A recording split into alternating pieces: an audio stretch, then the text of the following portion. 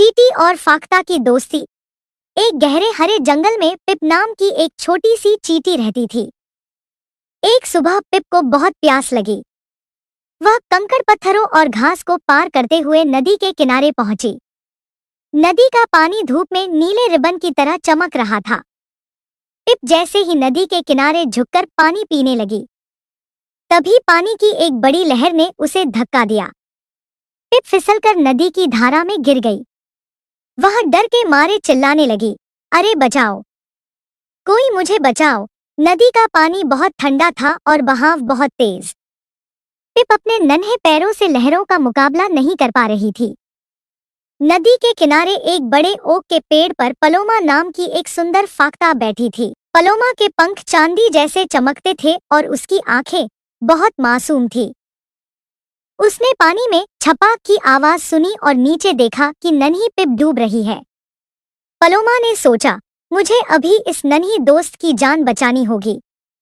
उसने झट से पेड़ से एक बड़ा और चमकदार हरा पत्ता अपनी चोंच से तोड़ लिया। फिर पंख फड़फड़ाते हुए उड़कर वह पत्ता पिप के बिल्कुल पास गिरा दिया। वह पत्ता नदी के पानी में नाव की तरह तैरने लगा। पिप किसी तरह पत्ते के ऊपर चढ़ गई। वह भीग गई थी और बहुत थक गई थी, लेकिन अब वह सुरक्षित थी। पत्ता धीरे धीरे तैरता हुआ किनारे की रेत पर आ गया। पिप जमीन पर उतरी और पलोमा से कहा, शुक्रिया पलोमा, आज तुमने मेरी जान बचा ली। पलोमा मुस्कुराई और बोली, दोस्त ही तो दोस्त के काम आते हैं। कुछ देर बाद बार्नबी नाम का एक शिकारी जंगल में आया। उसके हाथ में एक बड़ा जाल था।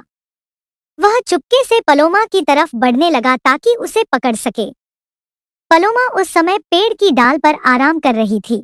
उसे कुछ पता नहीं चला, लेकिन पिप ने सब देख लिया। वह समझ गई कि पलोमा बहुत खतरे में है। शिकारी जैसे ही जाल फेंकने वाला था, पिप दौड़कर गई और शिकारी के भारी जूते के ऊपर चढ़ गई। फिर उसने अपनी पूरी ताकत लगाकर शिकारी की एड़ी पर एक जोरदार काट लिया। ओई माँ! शिकारी दर्द के मारे चिल्ला उठा और उसके हाथ से जाल नीचे गिर गया। शोर सुनकर पलोमा चौंक गई और तुरंत पंख फड़फड़ाकर ऊंचाई पर उड़ गई।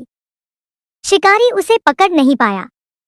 शाम को पलोमा फिर से पिप के पास आई। उसने खुश होकर कहा, पिप, आज तुम्हारी वजह से मेरी जान बच गई। बहुत बहुत शुक्रिया दोस्त। पिप धीरे से मुस्कुराई। उस दिन से छोटी चींटी और बड़ी फाख्ता पक्के दोस्त बन गए। कहानी की सीख, कोई कितना भी छोटा क्यों न हो, वह बड़ा काम कर सकता है। सच्चा दोस्त वही है जो मुसीबत में साथ न छोड़े।